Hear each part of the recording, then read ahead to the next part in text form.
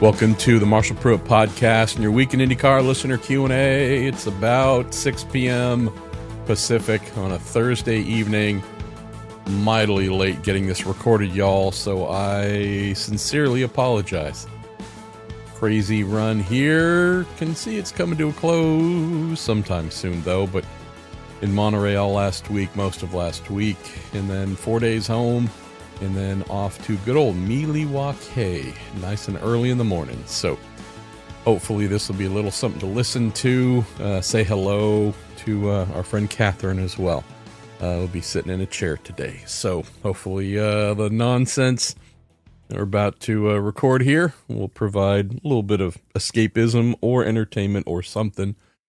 Say a big thank you as always to our friend Jerry Sudduth, who puts together your questions, gathers all them, structures them in an order he feels would be mighty fine or amusing. And here we go. That is indeed the show. Also, a big thanks to our ongoing show partners at the Justice Brothers, makers of truly scrumtrolescent automotive chemicals, lubricants, and cleaners, justicebrothers.com. Please pay them a visit. They're good people. And equally as fine, north of the border, or if you're there, then in your current place, torontomotorsports.com. Fine establishment in the Ontario region of Canada, purveyors of modern motor racing memorabilia, t-shirts, hats, stickers, books, models, you name it. Pay them a visit as well. torontomotorsports.com. Buy stuff, support them. Super good people there. So those are the two show partners.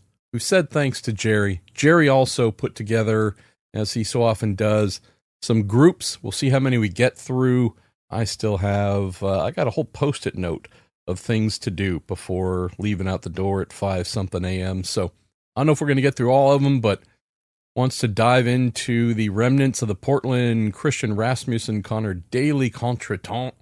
What drivers have been most upfront about their errors. How can the series build teams' values during the offseason? What are the teams and drivers doing to cut the gap to Palou? And does Chevy need to do something? What can they do that might be the same as Honda? How does Marshank Racing see Marcus Armstrong's quietly competent season? That's a lovely turn of phrase, quietly competent. I aspire to be described in such a manner. Where does Prema stand with charters? Will the public see renderings of the new car before it's unveiling? And some other items here. We'll see how many we get through. Why don't we just dive right in? So, once again, appreciate y'all. Appreciate everything you take time to fire in. And, hope the show doesn't suck. That's what goes through my head pretty much every time I'm about to record. I hope this doesn't suck. You'd think doing more than 1,600 podcasts would make that little voice go away. It doesn't. It never goes away. Chris Ludwig, and I'm throwing in the V because why not do that? Chris Ludwig says, after listening to Off Track and hearing Alex's thoughts on the Raz and Daly incidents, I feel slightly better about IndyCar swallowing the whistle. But his thoughts also come with some post-race insight. All that said, it's still really hard to comprehend nothing being done during the race. Has this been a source of discussion with the series at all during or following the race? Don't know in the last part. Haven't heard Alexander's thoughts on his podcast. Just share a couple of things here, which, as always, are 100% right, 100% wrong, somewhere in the middle. You pick and choose. We had a situation going on here where an act of what seemed like aggression, overabundance of enthusiasm on Christian's part, turn 7, led to a back and forth. So that takes two people, right?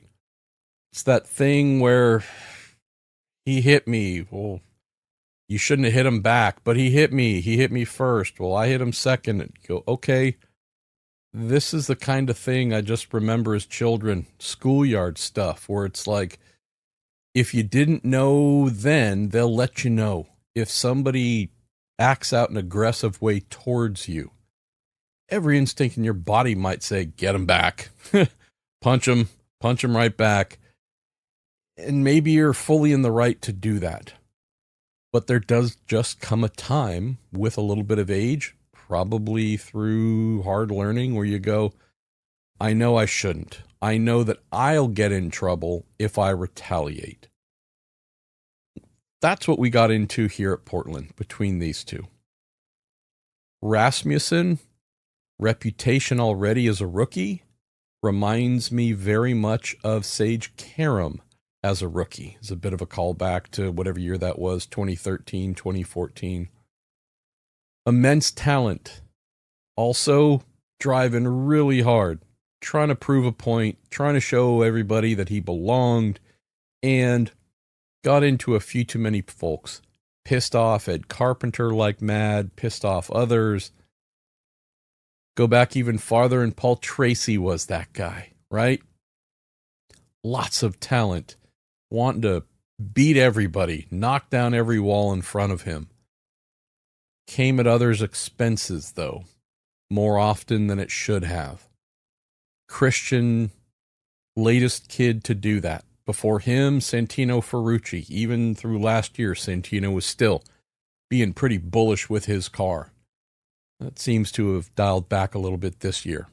But the concept, young, talented driver, behaving in a manner with their vehicle that seems to break the contract, the informal, unwritten, maybe even unspoken contract between drivers. Every quality driver in the field can do exactly what Christian did at turn 7 and run somebody off the road. Squeeze them all the way out. Take yourself out as well. We've seen this happen before, many, many times. This is not something unique to young Mr. Rasmussen, who I really like the kid and been a long-standing believer in his talent. Isn't the first time this year, though, where you go, okay, that's a little bit beyond this contract we have with each other. Then you have Connor getting back into him, going into the chicane, right? Little retaliatory bit. And then we get into the high-speed chicane, the end of the back straight, where everything goes drastically sideways. Who was in the right in that moment, turning in, and honestly, I don't so much care about that. The actual what happened to lead to Connor's flying off the track and crashing. This, to me, was nothing about the third and final act. It was about the act as a whole. So come back here to the race control, what should have been done, etc. I'm not judging the individual first, second, or third moments here. I'm just looking at a couple of takeaways. Had a conversation with a championship contending driver, multiple race winner today, and said, hey, what do you do? What comes to mind when you see a young driver? Whether it's Rasmussen now or whomever in the past, when you see him going beyond that acceptable limit, what do you do? What comes to mind? And I'll keep the answer to myself, so it wasn't for print or it wasn't something here meant to be shared, but it was just interesting to hear their take of, we can all do this to each other. There's no special talent where you go, oh, this person is so more highly capable than the rest that they're just faster, and in doing that, sometimes people get run off the road or knocked around. All the quality drivers can do this. They can all park each other into the walls or launch each other over the walls if they choose to. The majority elect to not do that because they know the repercussions. To themselves, they could really hurt themselves. Also really hurt other drivers, potentially fans. Not saying any of those things were at risk in this specific Portland back and forth between Christian and Connor. But there is the overarching point of this weekend at Milwaukee. If Christian or any other driver behaves in a way on track where someone feels they're going beyond that acceptable limit, everyone takes it right up to that limit, but they hold without doing things that put each other at severe risk of crashing or injury. They have the ability to send messages with noses and wheels, spin each other, wreck each other, drive each other up into the marbles, or I should say each other, the offending driver up into the marbles. They definitely know how, especially the veterans, know how to get back. You don't want to be in that situation. So in lieu of pulling a driver aside, like a sophomore in the Christian Rasmussen mode, or whomever else today or in the past, and you have a group of veterans say, hey, kid, we can do this to you as well. Do you want to play this way? Or do you want to work within this social sporting contract we all agree to? In lieu of that, and I haven't heard of that happening, you have the ability to go, okay, cool. I am going to close the door hard. I'm going to do things that take the air off your front wings and cause you all kinds of problems. I'm going to do a variety of things strictly to mess with you, ruin your day, get back at you. You don't want that to become the norm. And so outside of Christian individually, outside of Connor individually, I look at the responsibility here with IndyCar to say, hey, we can't have this. You knew it before it happened. You knew it while it was happening. You knew it after it happened. But since y'all engaged in this, even if Connor, for the most part, was the person on the aggrieved side, regardless, he engaged. This is not something we can allow. And so here are the steps we're going to take to drive that point home. 2 of you come to pit lane and sit. Go have a Coke and a smile. Come back. We'll let you finish the second half of the race, whatever it might be. Realize Connor couldn't continue. But point being, hey, we're going to take drastic measures, public measures. Going to park the 2 of you. Going to park you at the next race. Going to fine you. Going to do things. Not, hey, it's $5,000 fine. Hey, we took a handful of points. You're currently, whatever you are, 14th, 16th, 18th, doesn't matter. I'm not talking about these, all right, we did something, but it wasn't really much of anything. I'm talking about sending a real message. Because A, you don't want to see others say, oh, hey, you just co-signed all this by doing nothing. And B, this is the big brother approach. Hey, if you see your big brother's doing this and you're running in Indy Next, USF 2000, USF anything, karting, whatever,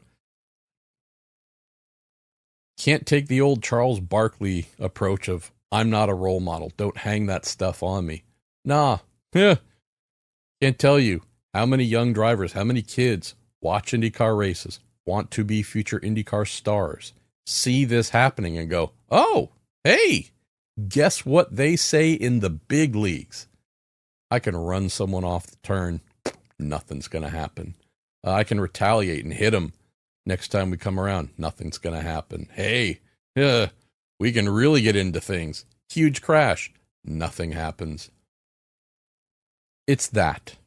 So pick the range of things within there, Chris, of what's right, how to police, how to behave, how to set a standard, how to hold the line, how to send a message to current, future generations of drivers in the series, coming up, dreaming of being in the series.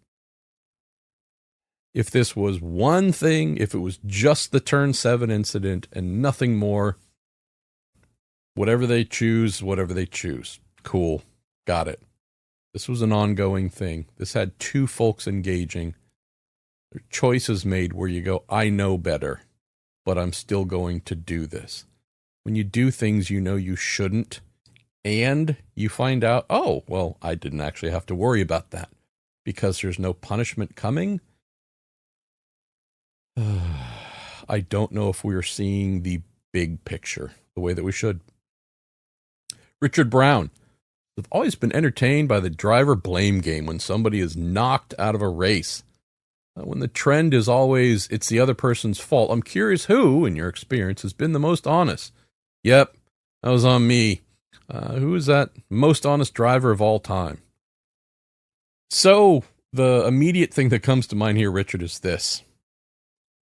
I am struggling to think of a driver, IndyCar driver, who fits the description immediately. Sorry, y'all. Still getting over whatever bubonic plague somebody gave me at Laguna Seca. Good Lord, almost a month ago. I think of Will Power, and I think of Sebastian Bourdais. But rarely in the moment. They're both known to have a little bit of their emotions and get a little bit hot. You'll tend to get the MFing of the other person, the highly aggrieved, and oh my gosh, everything that just happened to me, worst thing in the world, totally other person's fault. Give them a couple minutes, maybe it's a day, I'm not sure. You then tend to get some pretty blunt assessments, often where with a little bit of time and just enough hindsight involved, you hear responses that maybe you thought were a little more accurate from the outset. Bourdais in particular, and maybe it's just because we're friends, but I am at times alarmed with how honest he is. Yep, qualified 6th. Feel like I could have been pole. Totally effed up here. Threw away 3/10, locked up the brakes, and I'm just like, dude, you don't have to say all this. But there's also maybe a thing with a little bit of age, right? When you're younger, building your name, trying to build your reputation.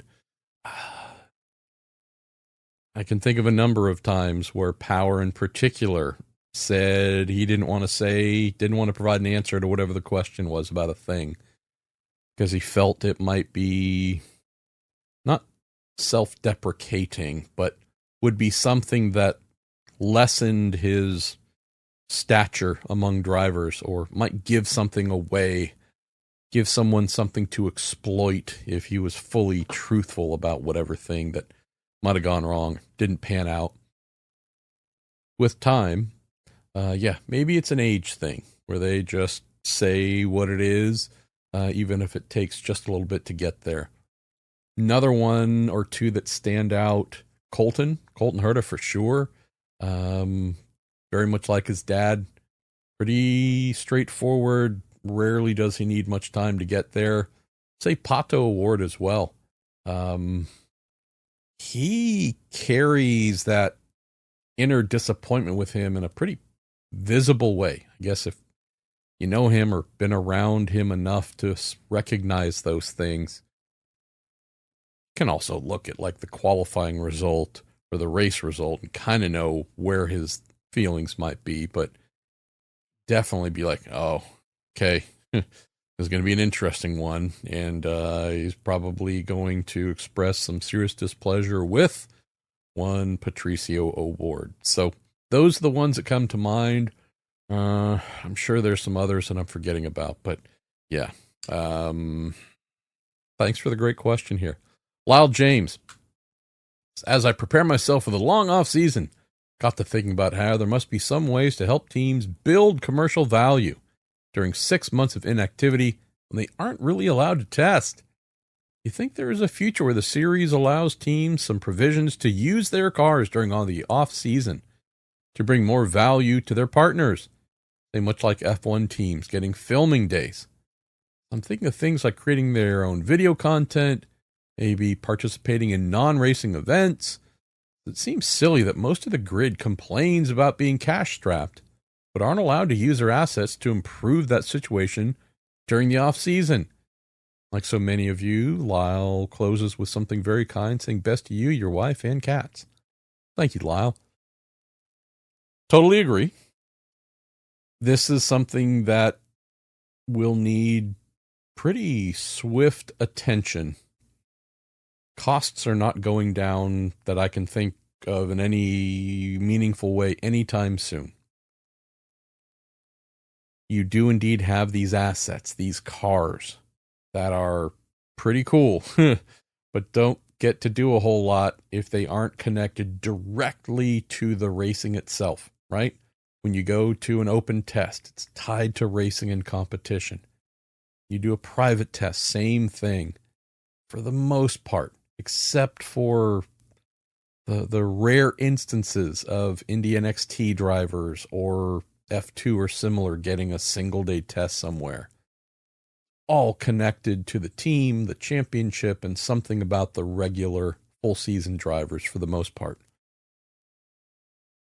Would obviously need some agreement from Chevrolet and Honda and Firestone. And I guarantee you these things would not be free, right? There'd be costs involved for extra mileage, extra sets of tires. But being able to use the cars to go and do tests, bring money in, use them in a income generating fashion. Not going to be a huge thing, right? Annual budget, we'll just call it, I've been writing for a while, the range is 8 to 11 million. Just call it 10. A lot of teams are aiming for 9 to 10 per car. There's some that spend more, but let's just call it 10. You're going to go do a single day test somewhere. Cool. Probably get low six figures off of someone to do that. High five for sure, but maybe low six depending on the team, the quality of the team. You get 5 extra test days. Cool. All right. Well, let's say you can get 150 grand for those individually. All right, cool. Well, you multiply that by 5 and that's a decent number. It's not $750,000 in profit though. Between the tires, the engine mileage, the travel, right? The wear and tear on the vehicle, the consumables.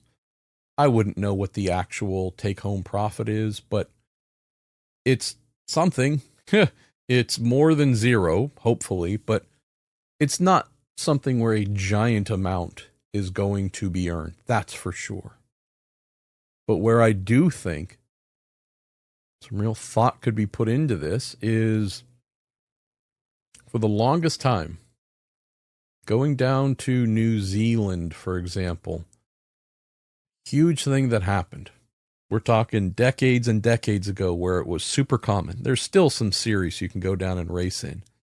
But an off-season winter series. Head down, race in Formula Atlantic, Formula this, Formula that, but not IndyCars, but a place where young junior open wheel talent go and race, add more mileage, learn stuff, tough competition, come back sharper knives for sure. Had some drivers do that within the last handful of years, come back, definitely feel like they're even better than they were just coming out of, name the Junior Open Wheel Feeder Series here alone. So my thought here is this: if there's the interest, and I think there might be if it's done intelligently, winter IndyCar series, something where teams, don't know how many would want to participate, hopefully all. You do indeed have cars that are doing a lot of sitting and making no money for you. A single test day here or there, it'll generate some income, not as much putting together a 5-race, 6-race winter series. If we're looking at the off season, we know there's a bunch of constraints in mind. Fox being the broadcaster here, they've got NFL, that's number one priority. That's Sundays. You think about where the NFL lives on other channels during the week: Monday Night Football, Thursday Night Football, Sunday Night Football as well. A lot of the days are taken by football. But is it possible to do some things? Have a broadcaster there, some trucks come out to do 5 or 6 races.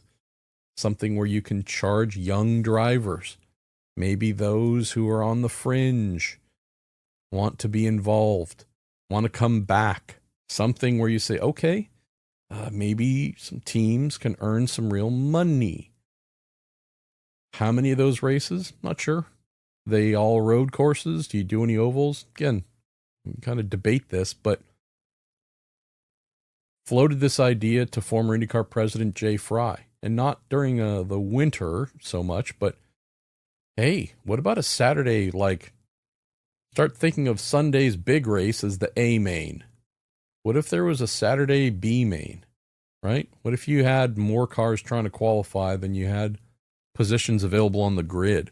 What if all those cars went into a B main? What if there's some others that you added in? I don't know what it is. Is it 8 cars, 10 cars? I'm not sure. And I'm not saying this is some sort of huge, full grid, full amazing thing, but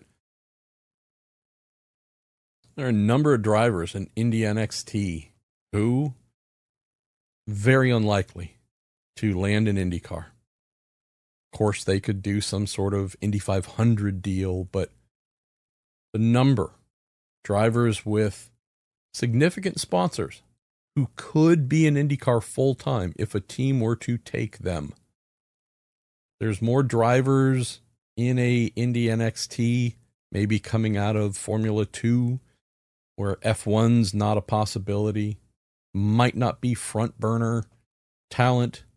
The IndyCar teams are wanting to go with, take their money, or just straight up sign them, pay them. Just feels like, to your exact point here, Lyle, with these cars, with the ability to get extra engine miles from a manufacturer, buy extra tires, lease extra tires, I should say, from Firestone, the concept of, hey, Indy Next drivers, we always talk about, boy, it takes a couple years once you get to IndyCar to really level up, tune up, learn, and become fully effective. Well, for those who have the funding, racing's always been a haves versus the have-not sport, so can't pretend that this would be any different than it's ever been. But hey, if you have the ability to get to IndyCar, right? I think of a Nolan Siegel, for example. Going to do a partial season with Coyne, see where that led with the hope of going full-time the following year. We know how things played out. Opportunity opened up at Arrow McLaren. We're able to afford that. Cool. And he's been learning and has been impressive at times for sure. But the financial means, imagine being able to do 5 or 6 off-season races. Again, rookies, those who've been out of the series for maybe a year or two, not too dissimilar from G League in the NBA, or there's what now, the Ice Cube Basketball League, where you do see some ex-players trying to get back into the NBA, hoping to showcase their talents in this kind of second tier, third tier league. I just think of something like this as not just being a concept to consider, but like, I think there could be a real value. Here's just the point to close on. I feel like I might have mentioned this last episode or the one before. But I look at this year's Indy NXT field, and I see a number of drivers who've been in for 2 years, 3. I don't know. I don't think 4 for anybody, but some drivers who've been in here for a little while, and they have the sponsorship or family money or both to keep going and get to IndyCar. Just don't have the full measure of skills that an IndyCar team is looking for. And so therefore the only thing they have to offer is their money. And then it's a case of, well, if the team has somebody else with the same money, a little better, or maybe has some experience or is higher achievement from another series, you have a number of kids who will have spent years, millions, training in Indy NXT and found there are no seats available, or the ones that are available, they just don't really want to put you in them. Love the idea of their dream not having to end because for a number of them, they're moving to IMSA's LMP2 class next year, or GT classes, and not part-time, but if they want to continue in motor racing, that's where they're going to have to go. Might be able to work out an Indy 500 deal again. Who knows? Maybe they get some sort of ride share, super part-time thing to do some more races. But for the most part, they're done. I think of something like this as if it's multiple years of Indy NXT and then off to sports cars, or who knows, or just, well, that was a fun chapter in your career. Now it's time to go to work for mom or dad at the company they own or run or whatever it might be. What if there was a way for them to continue, not in the full-time capacity, but in a winter series, in a however many handful of regular season races, but that Saturday B main or whatever you would want to call it. We go, okay, hey, right now there's a lot of preseason football on TV. Starters, yeah, you'll see them a little bit in the first quarter. Most of the games, though, being played by second string, maybe the third string. I'm not saying they're the most compelling games, but they are games, and there are things you can enjoy about it. And if you like underdogs, well, you're probably going to watch and root for some. This, to me, just has a mindset of, okay, maybe IndyCar comes up with some sort of structure for those who'd play in preseason game type scenarios. Those who might be more destined for the bench, but every sport has a bench. Every team sport has a bench where folks do indeed come off, play their role, even if they're not future Hall of Famers. So, stuck with this one a little bit longer than some of the other questions probably today, whenever you're listening to this, but appreciate the thought here, Lyle, and totally agree. Alex Mack is what areas of development, both on the car itself and with how drivers are approaching their own technique, are competing teams prioritizing this offseason to shrink the gap to Palou? There is no technique another driver can use to shrink the gap to Palou, meaning change what they do to be more Palou-like, because what he does is indeed unique to him, but also common to them. So, the things that are common, they all do, all the best. The way they make speed, the way they save fuel, the way they conserve tires. Obviously, some are better than the others, but for the most part, they're all super close in how they do this. The things that Alex does that stand out, that are really hard to copy, it's the relentless speed without mistakes. It is by comparison to most others that he competes against, he has a much lower error rate.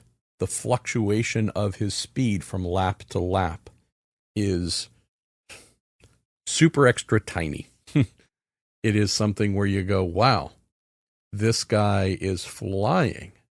And the delta, the variation, is something that is just really hard to match. So it's not that name the other drivers, Colton Hertas and the Kirkwoods and the Newgardens and the McLaughlins and the Patos have less speed than Alex Palou. It's not the case at all. I do not believe for a moment that Alex Palou is over a single lap faster than any of the others who we would recognize as being the best in IndyCar. What this guy is able to do, though, is produce that speed lap after lap with fewer mistakes, fewer variances, that a tiny brake lock up here, getting on the throttle just a bit too soon and inducing understeer. All the little things that create a difference in lap time, which then, when you stack that lap on top of the next, on top of the next, over an entire stint, you go, aha, This is how the guy pulled out half second, 3 seconds, whatever it might be. Not so much that on a single lap or a range of laps, he's just so much faster than everybody else. He doesn't make the little mistakes that add to lap time. You realize that some of the others, you go, wow, their fastest race laps, when you look at them in order, you go, good Lord, this field is close. And it's so true. What amount of those laps, though, did each driver generate, right? Did somebody produce a blindingly fast race lap that fits right in there and is identical to, again, a Palou, a Dixon, a run through the list? But if the race is 100 laps long, and that is their peak best, and it is right there equal with all the monsters in the field, cool. Well, did they do, say, 5 like that? 10 like that? 50? This is the part that is exceptional about Alex Palou, of pushing his car, whether it's primaries, alternates, new tires, used tires, whatever it is, of pushing that up to the limit that is best for that tire, or the conditions in that moment, lap after lap, and extracting dang near the ultimate performance from that car on that lap, and then doing it again the next and again the next, reducing those little mistakes that add to lap time and cause a little bit of creep here and a little bit of creep there, and all of a sudden they're not big changes, a tenth of a second, 2-3 tenths, right? But you start adding up those extra tenths over a full stint and you go, boom, that's where the lead, that's where the advantage came from. Not saying the guy's perfect. He's obviously making mistakes. Every single lap, Alex Palou makes a mistake. Every driver does. Is it 1 mistake per lap, or is it 3? Some drivers make 2, 3, 4, you name it. Or underdrive the car, or overdrive the car. And that reduces its capabilities over the full stint.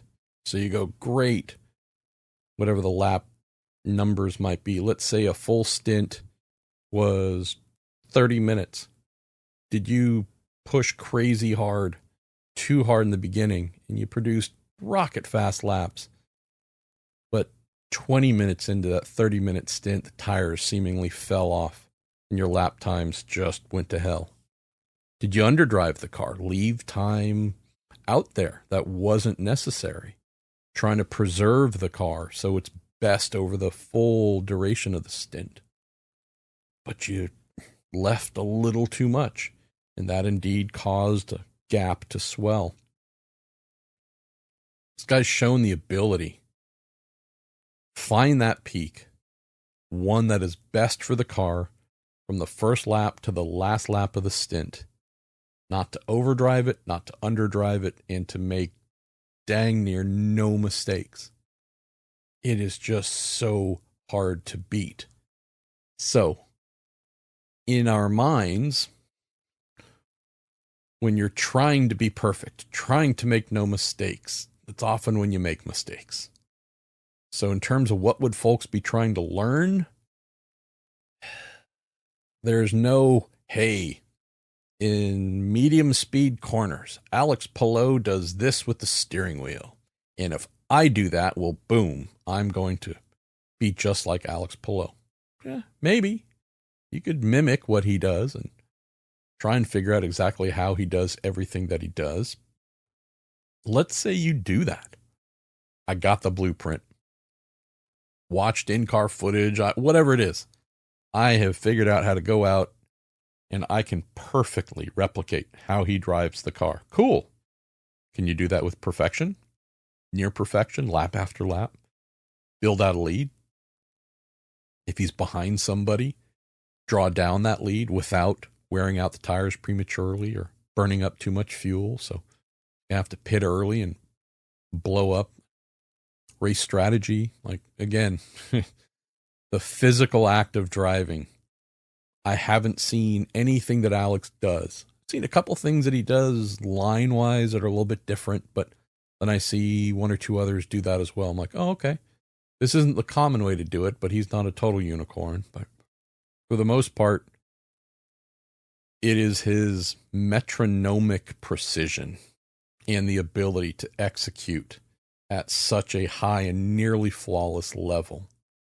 That's the part where others can do that. Do it for a race.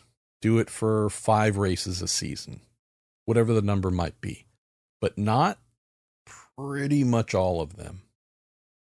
So this is the area. And to do this, you need to be in a race car to try and practice and improve perfection, this metronomic on the limit for the tire and the ambient conditions in that moment, with the fuel stint you have in mind and what kind of fuel save or fuel burn you might need to do, and yada, yada, yada. Cool. Can you do all of this kind of lap by lap walking of a tightrope without falling off? What you see with so many of Alex's rivals, they can get across that tightrope. That tightrope represents a single race. A long tightrope, they can walk it, ace it, awesome. Can they do that 17 times a year? This is where the guy is standing out. He had that terrible finish, obviously, at Detroit, got hit, taken out, wasn't his own error, but nonetheless, he had a terrible finish there. He's had, one other, quote, bad finish this year? Something where you go, all right, that wasn't super awesome. But for the most part, you do just look and have to say, that 12th at Toronto, again, that was a strategery head scratcher for me. Not so much a limit of driving capability, but nonetheless, this has just become the norm. Did this last year where the bad days, there weren't too many mistakes. For the majority of the 17 races, the guy was pretty close to flawless. Not flawless, but pretty close. Year before, talking the same thing, right? This is a trend. That's the part that is really hard to mimic and try and deconstruct and figure, okay, got it. I'm going to go do like Alex. The final thing to mention here is he's added a wrinkle this year. Let's put this in my new ESPN column, talking about the Pelot code, where that immense consistency, immense speed, perfection, etc., no risks taken, has allowed him to just mollywop the field now a couple years in a row. He came into this year saying, okay, gloves are off, chains are off. I am no longer leaving any margin. Championship winning margin. I'm just going to go like hell. And it might involve banging wheels and contact and, right, going to bust up some noses and wear out some attenuators and like, hey, I'm going hard. And he has utterly destroyed the field. It's just dumb. So I share all this as a bit of an appreciation for what the guy is doing. We are seeing all-time level greatness in what he's doing this year. Stack that on top of what he's done in recent years to become a 4-time champion in 6 IndyCar seasons. 4 championships in 5 years with the same team. I wish there was something other teams could do with their drivers, or the drivers could just do on their own to level up. The idea of there being 5 or 10 Pelots battling each other. I mean, that's like all-time great of any racing series ever if we were to see that happen. I just don't know how any driver mimics what he does without calling back to one of our earlier questions. without having all the time in the world to go hit the track and run and run and run and run and run in Indy cars.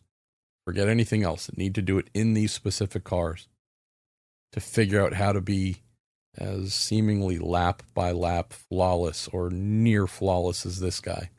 Because that's the only way you're going to beat him. Cody Douglas. Marshall, best of wishes to you. MSR just announced Marcus Armstrong's being retained for 2026, which I like. This seems a story of the team this year's top 10, not necessarily top 5.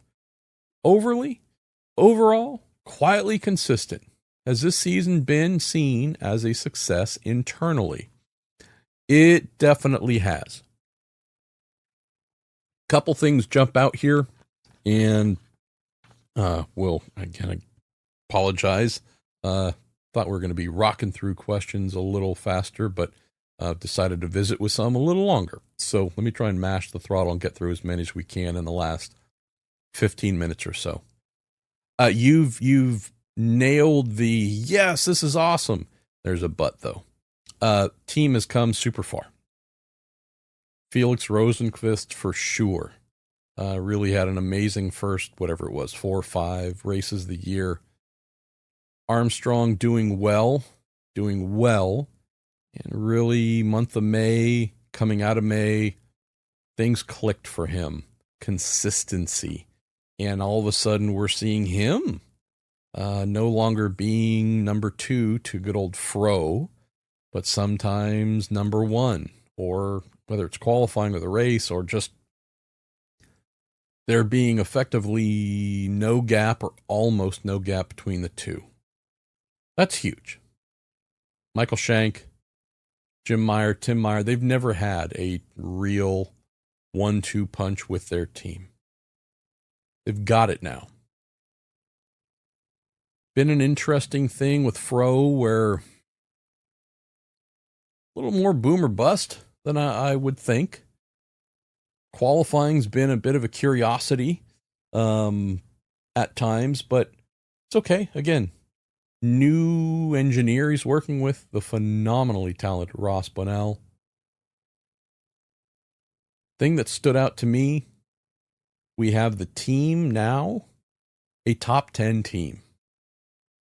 Having a car in or around the top 10 last year before, right? Not something that we hadn't seen before, but it was one car doing well, the other one bit of an outlier, maybe not so much. We now see both cars are not just top 10, but they belong there. There's no huge fluke. There's no, oh, well, these other drivers are having terrible seasons that they shouldn't have, or for reasons that are totally not their fault. Like you go, hey, Fro's had some races where things didn't go well, weren't deserved. Same with Marcus. They're up there because the team has improved. Ganassi Technical Alliance has certainly played a role in that. Of course it has. But also the team is getting more out of itself. Ganassi isn't wrenching on the cars, isn't doing the pit stops. That's Meyershank Racing. They are improving. So we're seeing the team step up. Also seeing the technical, the engineering side help them to step up. We're seeing some pretty cool things in developments, right? We're going into Milwaukee with Fro P7 in the standings, Marcus P9. That could improve. Marcus loves them short ovals. Fro loves short ovals. They could improve for sure. The step change, though, it'd be a little too much for me. Cody thinking they're going to go from being kind of fringe top 10 with one car, but not as a team, to in one season, both of them top 5-ish. That's for next year. Thing I'd look for as well, which I don't know whether this is a positive said for one driver and negative for the other. I don't know, but I did not expect young Marcus Armstrong to really show that he could be right there with Fro. Need to learn a little more. I don't understand all the reasons why. It could just be Marcus is that good, and we're now finally getting a chance to see it now that he's finishing his second full-time season in IndyCar. Don't know if there's any issues on the Fro side. Can't tell you. But in my mind, this was a pretty solid Fro team leader, Marcus P2. He's going to rise up, do better, hopefully, but there's going to be a defined pecking order based on their results. And yeah, I realize Fro is P7 and Marcus is P9, but those are effectively the same thing to me. They're really close. I'm looking to see where Marcus fits in as we end this season. I know that he is a obsessive worker on himself to improve. What's other people doing? How are they doing it? What can I do to be better? This guy has a really strong motor inside of him. I think the more he lets the Meyershank racing team see and feel that, and he already does, don't get me wrong, he's not a little passive church mouse, but Fro can be pretty insistent, a little bit forceful, and I'm not saying that in a bad way. I think Marcus has a real chance here to assert himself in a similar team leaderish role. You've got two drivers who are fitting that mold. That to me is where the real possibility to inch, I don't know if they're going to get top 5, but to inch towards the top 5. I see that as being a real possibility. Right now you've got Alex Palou within the Ganassi Meyershank hemisphere, P1, champion already. You got Dixon, P3. To have Fro, P7, and Marcus and P9, that's a really impressive year-to-year leap. And yeah, they need to start winning races. I don't feel like this is the year, looking at how it's gone. But next year, yeah, it's going to be winning races with both of them and being top 7 for the pair. If that happens, I think we are really and truly hailing some major achievements. Let's see. John Bailey. Any updates on Prema and their ability to secure a charter? Or is IndyCar going to be flexible in the grid reduction targeted for next year? Not totally sure we're going to see that next year, but I've heard nothing about other teams looking to sell their charters to Prema. So would also say that for the teams, the 25 entries that have charters, exactly how some of them would lose charters or get paired from the field to give to or award to Prema with a single season of commitment to IndyCar, that would be I think that would be a really hard ask. I think that would be a pretty significant issue for some, saying, wait a minute, I realize we've had a bad year with our third car, whatever it is, whichever team. And maybe we're outside the leader circle with that car, but we've also been in the series for, name the amount of time, 10, 20, 30 plus years. We've been here through thick and thin. We have a down year and you're taking things away from us to give to somebody that's been here for 1 year? I'll just say that I hope those aren't the conversations we're having to have, because for a year that I think has been mostly positive for IndyCar, it's most positive in as a whole that I can think of in a good while. An off season of angry team owners saying angry things about things being taken away from them and given to somebody who just showed up. I feel like we start to lose a lot of that positive momentum that's come along. Vincent Martinez, you're asking, will the new car renderings be shown to the public before the final product is unveiled? I feel super confident the answer is yes. Ed Joris, if Fox wants to spice up its broadcast, they need to get rid of the $300,000 in-car camera fee. Claim control of all the in-car cameras to use as they see fit. That way Fox can broadcast continuous fights like Daly and Rasmussen and Palou and Lundgaard and not be limited to which team paid which outrageous fee. Is the fact that Palou's 10 car can be cameraless during most of the races. It's been ridiculous. Yeah, I mean, keep in mind, Fox does not provider service those cameras, that tends to be an external service. BSI, Broadcast Sports Incorporated, I think is the what the acronym stands for. This is an external service provider that does this, and I don't believe they do it for free. So, I'm not saying there's no profit being made by IndyCar, and it is IndyCar, I believe, where that fee is paid, but this is a thing where if Fox wanted to facilitate this at their expense, I'm sure they could. I don't disagree. I mean, look, I'd love to see 10 cameras on every car at all time. Just back to the old great idea. Who's going to pay for it? Todd Telford. How you doing, Todd? A local race reporting legend, at least to folks like me. Continuing the theme.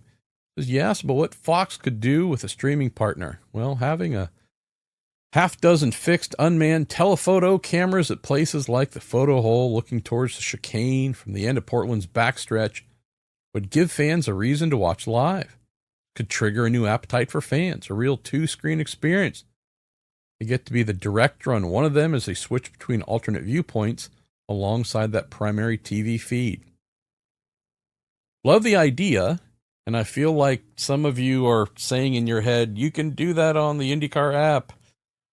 I don't really use the IndyCar app because I haven't found a need for it for the most part, but I wonder if that's already kind of sort of possible, Todd. And if it's not fixed camera, trackside cameras, I do think that live in-car feeds are something you can actively jump into and run through the good old application.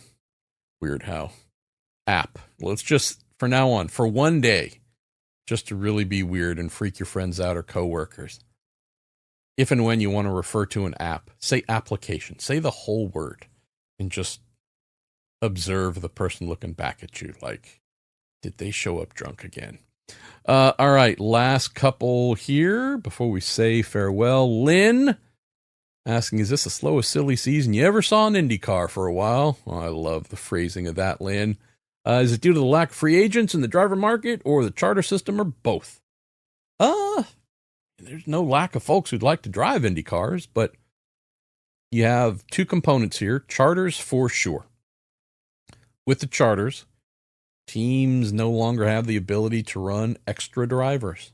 So everybody's settled between 2 or 3 cars. You don't have the ability to say, yeah, we will add a 4th or a 3rd or a whatever. So no need to go and do testing and go and try and do a bunch of that when you're painted into a very restricted corner with entries.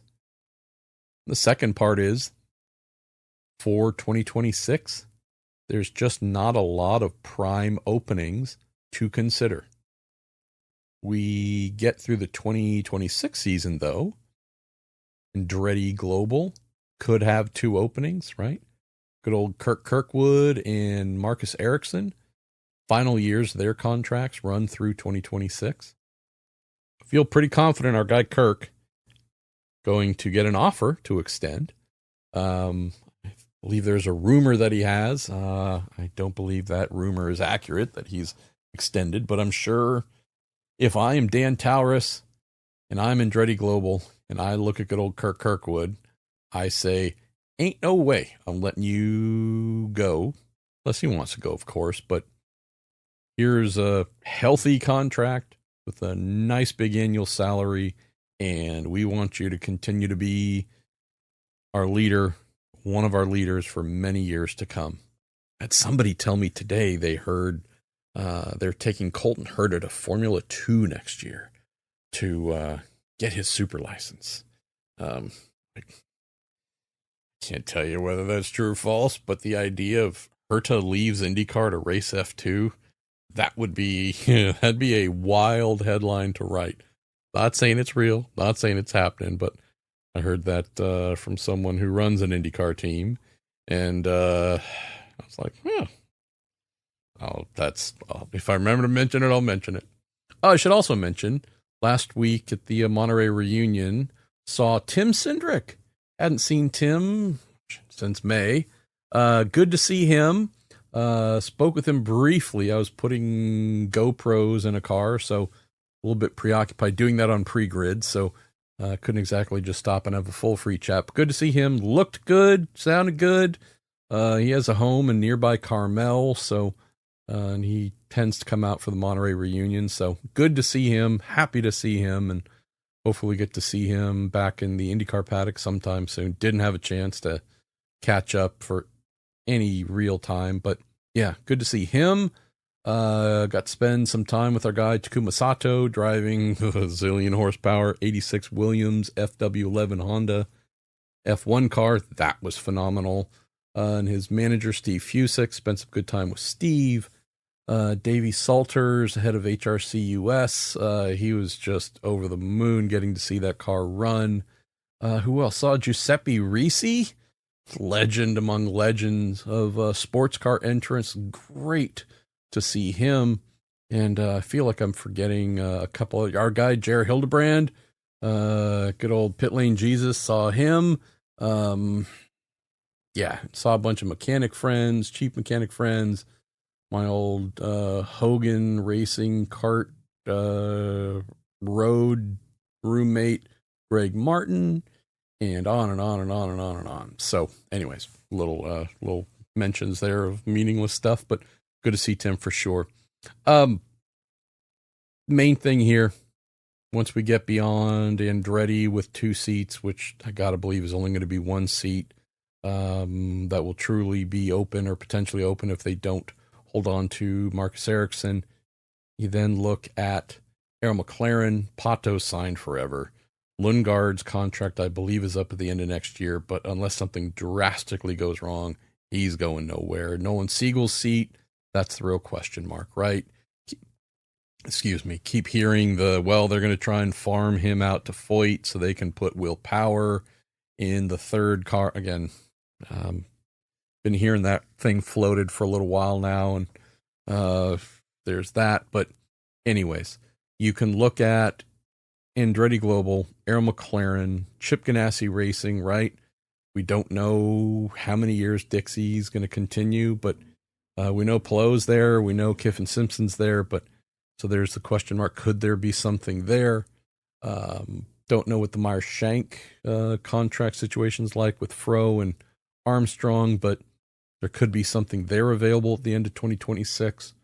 Carpenter, I believe Rasmussen becomes available at the end of next year. I don't know Rossi's, but I feel like they're going to want to keep working with him for a good long while.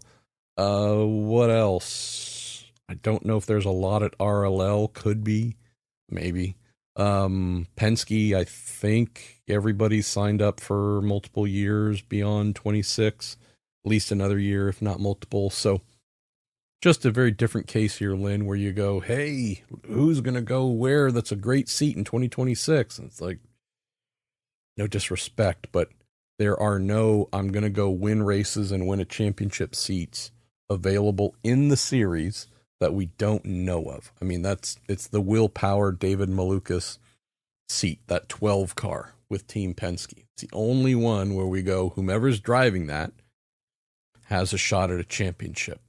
It's the only question mark. But again, we know it's one or the other. We've known this for a long time. Of the rest, it's midfield opportunities, maybe at best. So that's why this has been a crazy, slow, silly season. All right, we've gone just a little bit over the hour mark. What else is new? Let me see if I can get to 2 more here. And apologies to those that I didn't get to. Lance Snyder, Dave Portnoy, member of the frat boy, grown up and behaving just as bad culture. Okay, I think there was a sentence in there. Is going to be given the fastest seat in motorsports in Nashville. How did this come about? Make it make sense for IndyCar to use Stooge Presidente in this capacity or any capacity. Okay, here's some things that I am vaguely aware of and or have learned. Before I mention that, maybe I should just mention I'm aware of Barstool Sports. Haven't followed any of it. Don't consume any of it. back in the day or presently. It's not a judgment thing or a whatever. Just ESPN. I've been going to ESPN.com. I have the app on my phone. The only other one I have is The Athletic. I quite like The Athletic. Those are the two that I use, but for the most part, it's been ESPN since their first website appeared in the 1990s. So don't go to any other sporting related sites. Let me rephrase that. News type sites. I'll go to NBA.com or NFL.com. But yeah, between ESPN 90% of the time and Athletic once every couple days, really the only places I look for my sports. So, with all that said, aware of Barstool, not familiar with what they actually do or produce, aware of the reputation of bad behavior and misogynistic and all kinds of stuff. Not saying I have firsthand knowledge of it, just telling you the reactions that I've been seeing. So there's that. So I can understand why some folks would be seeing this as a polarizing move. Would say the how or why?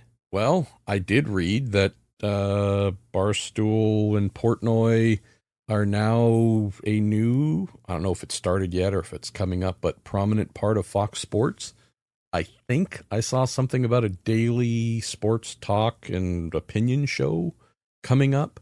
I think I also read something about Portnoy being part of their Saturday college football content. So know that he has a big following. Know that some of our listeners, some dear friends, are big fans. Contributors, subscribers, interactors. So I know for some folks, this is like, finally, it's happened. Our guy, our outlet, our brand is connected to IndyCar through Fox. And now with Portnoy being in the fastest seat in Earth. I have no opinion because I don't know enough about the guy, but would say the why and how and all those things. I mean, the guy's now fully connected along with his outlet and brand, which I believe he owns and bought back. This is now a big part of Fox and where it's going. So to me, when I saw that press release come out, it was like, this makes 1,000% sense. And I would not be surprised by it in any way because he's now a big part of what Fox Sports is doing. So if you don't like what he's doing, then you don't like what IndyCar is doing. And so totally get why that is or could be a problem. But in terms of the move that was made, this is totally on brand and to be expected. Why don't we go to Brad, who closes by saying, apologies if someone mentioned that the, quote, how did this get made, end quote, podcast recently reviewed Driven. So I do suggest you check it out. One point that stuck out to me, the host knew very little about racing and virtually nothing about IndyCar. One host knew about, quote, F1, but had no idea that there was an American F1 type series. How is it possible that F1 is common sport to regular people, but IndyCar is a ghost? This, to me, is the number one problem IndyCar faces. Yeah, thank you, Brad. I had somebody mention this as well, the How Did This Get Made podcast, and I went and looked for it, and it wasn't up. And so I think, like, the social promotions had begun when this was forwarded. I made the mistake of doing enough content about Driven to where I'm just praying, man, that on my gravestone, there isn't a line somewhere that says, this was the Driven idiot. Because, yeah, between writing a lot and always mentioning it's the worst racing movie ever made, have a really kind listener who sent an autographed poster with a full field from 2001 Chicago kart race, I think, on the Driven poster in the office here. I've got the press kit. I've got photos. I've got a bunch of interviews I've done, which one of these years I'll crank out kind of a behind the scenes, how it was actually made feature. Anyways, there are times where I'm like, Man, I should have just shut my damn mouth, but I've somehow become the guy that you reach out to whenever something related to Driven comes out. But all that said, yeah, to your point, Brad, I mean, and I don't know how old you are, so I can only share this as someone who's been on the planet since 1970. I grew up with IndyCar being that name.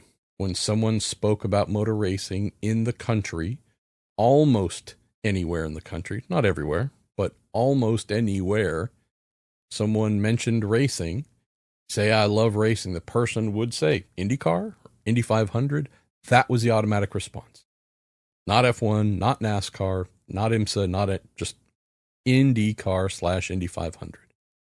Driver, you mentioned a driver, Mario Andretti was first, AJ Foyt, or along those lines. That starts to change, not necessarily early 90s, but by, 93, 94, it feels like, maybe 95. Got a little bit of kart, IRL, the split brewing. You've got the Brickyard 400 kicking off, normalizing NASCAR at the Indianapolis Motor Speedway. Ways that were like, hey, wow, okay. This is no longer a, quote, Southern thing. This is like big time. You all of a sudden see and hear, and I know this firsthand from having these conversations with people. They usually happen travel related. Getting on a flight, waiting in line to get on a plane, rental car, whatever, checking in or out of a hotel. What do you do? What are you here for? They might see me wearing a racing hat or a shirt or a credential, whatever. Oh, hey, what are you here for? Here for the race. And unless, again, you're at the Indy 500 in May, not uncommon for the person to start saying mid-90s-ish and onwards, NASCAR? And it's just soul-crushing, Brad. Just soul-crushing. Having spent the first, 25 years of my life with just the go-to being IndyCar, and all of a sudden you start to see, aha, this is overtaking IndyCar, and it's becoming normalized coast to coast. Think of racing, you say racing, otherwise, that's what it is. And that's what it was. Into the 2010s, into the aughts, I should say, the teens. Only in the last, 3-4 years, this whole well-documented drive to survive phenomenon has F1 become the thing that folks know.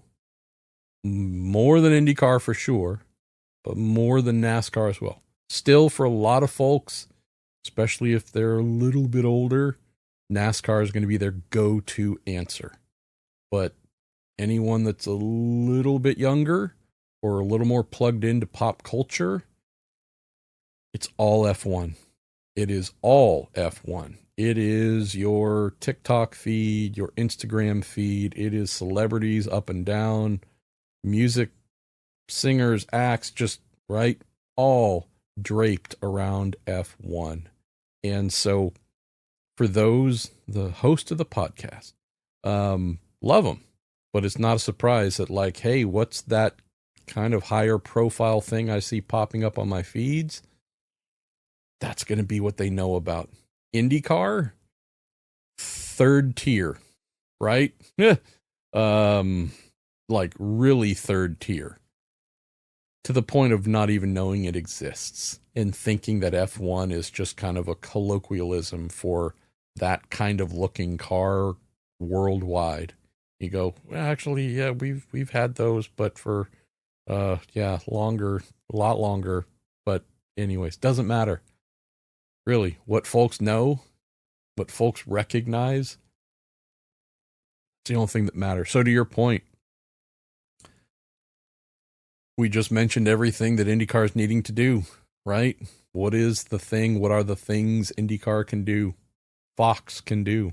Make sure that, hey, more people would pop up on all of those feeds where younger people, more people would recognize and go, oh, I have just gained an awareness that a thing named IndyCar exists on the planet.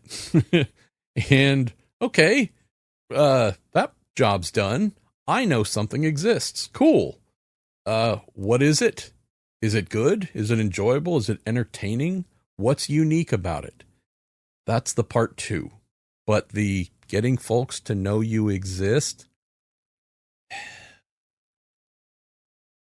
IndyCar is kind of like every kid getting onto social media for the first time. Hey, I got 1 follower. Oh, it's grandma. All right. Hey, I got 3 followers. All right. Well, it's my pastor and it's my next door neighbor. But hey, I got 5. I got 10, and they're actual not people I know. Okay. Hey, I've got 10 followers. Cool. I want to be known by more. I want to be seen and recognized and valued. And how do I get that? It's a fairly common human thing. The social media thing is the world's biggest spotlight. Or if you don't have it, you're in the world's biggest shadow and it feels like hell.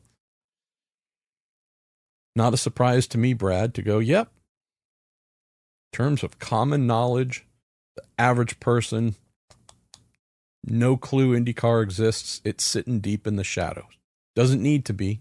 Has value, should be seen, should be loved.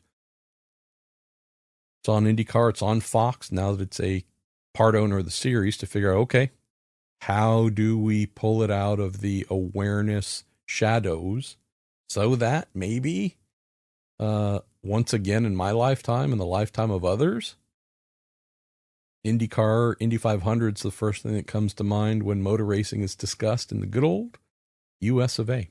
All right, y'all. Appreciate y'all sticking along, sticking in, staying out, doing whatever it is that you've done to participate this long. I'm going to shut up. I got other things to do because I got to be on a plane in now less than 12 hours. So appreciate y'all. To you, Jerry, thank you. You're amazing. You and your wife, truly, thank you so much for your friendship and help with the show. And to our dear friends, the Justice Brothers and TorontoMotorsports.com. A fun little press release going out on Sunday. A little documentary I've told y'all about and making good progress there. And have a trailer that will be premiering Sunday as well. So keep an eye on my socials. If you aren't following them, at Coforce Crew, COFORCECREW, at Coforce Crew. I think that's the same on both IG and X. I believe it's just straight Coforce on Facebook. Keep an eye. Yeah, a lot of work, exhausting work's been going on for a while now. It'll keep going for months ahead, but yeah, got a loving project here. Formally announcing that on Sunday and presenting that. And Sunday is also the 10th anniversary of the loss of dear friend, an inspiration to many of us, Justin Wilson. Spend a moment thinking about him. If you are aware of him, or a fan of his, knew him, his family, his brother Steph, his parents, Keith and Lynn, his wife, Julia, daughters, Jane and Jess, Jules and the girls who like to go up in the mountains in Colorado and just reflect on that day. But yeah, 10 years coming up here on Sunday, which, all right, y'all. Thanks for listening. Truly, can't wait to catch up with y'all next week. See whatever did or didn't happen at Milwaukee, and then get ready for one more at Nashville. We could say farewell this 2025 IndyCar season.